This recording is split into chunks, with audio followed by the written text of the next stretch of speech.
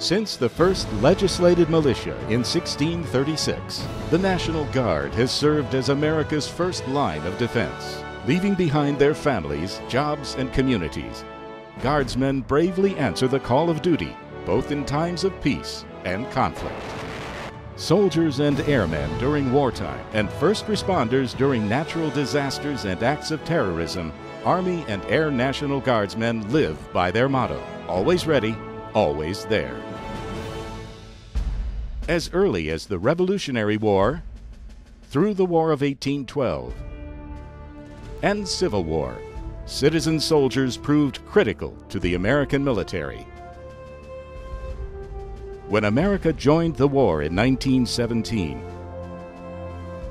Guard soldiers provided nearly 40% of divisional strength in Europe. Nearly 500,000 strong, Guardsmen served in 18 Army divisions and throughout the emerging Army Air Service. In 1940, the United States mobilized the entire National Guard, doubling the size of the Army. When the U.S. entered the war in 1941, Guard forces were among the first to deploy overseas and played an important role in every major campaign, including the Allied assault on Omaha Beach and the fight against the Japanese on the Philippines' Bataan Peninsula. They think of themselves in terms of doing something larger than themselves in support of their state and their nation. And so these young men and women are very self-sacrificing, they're very resilient, and they work so hard.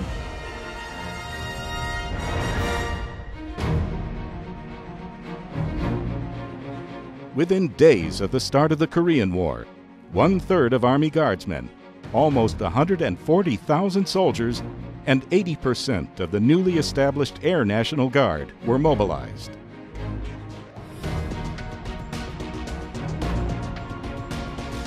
Following the 1968 Tet Offensive, approximately 20,000 Army and Air National Guardsmen were mobilized, and over 7,000 were deployed into combat. National Guard forces were called upon once again at the start of the Persian Gulf War, when President Bush ordered nearly 75,000 National Guard men and women into active duty. Over 12,000 mobilized Air Guardsmen played a crucial role in the air offensive against Iraq.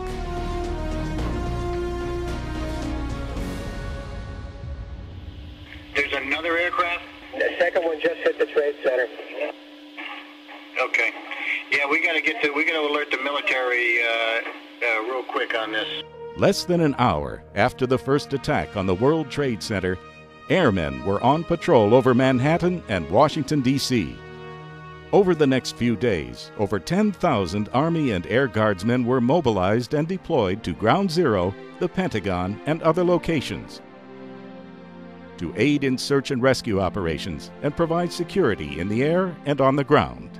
The young men and women who have volunteered since that very tragic day, that fateful day, have brought a new sense of pride, a certain sense of resilience to our nation that cannot be overlooked, that cannot be understated. On October 7, 2001, America entered Afghanistan with the goal of destroying al-Qaeda and removing the Taliban from power. National Guard soldiers and airmen contributed to a variety of missions, including training the Afghan army and searching for Osama bin Laden.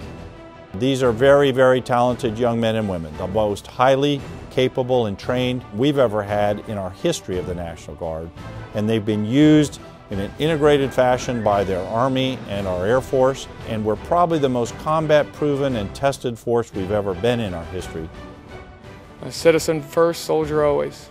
I work my 9-to-5 job when I'm home, but when it's time to go, it's time to go. When the United States launched an invasion of Iraq in 2003, Guard soldiers and airmen quickly mobilized.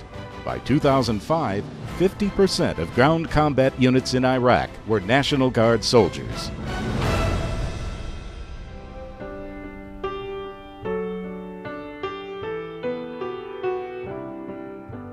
On August 29, 2005, Hurricane Katrina made landfall on the Gulf Coast. Within 4 hours, Army and Air Guardsmen arrived to deliver supplies, conduct rescue operations, and provide security. It was the National Guard's largest natural disaster response in our nation's history. An all-volunteer force since its inception, Guardsmen have a long tradition of tirelessly serving to protect America's freedom and protect the lives of her citizens. On the forefront of new missions and technologies, the National Guard is prepared for the future, always serving our country with dedication, pride, and selfless service. And so we need to be very, very proud of the dedicated men and women who make up our National Guard and our active component forces for taking care of America. No matter where you live in America, you will find the National Guard there. We're in over 3,300 different communities throughout the United States. And rest assured that America can sleep safe because the National Guard is on guard.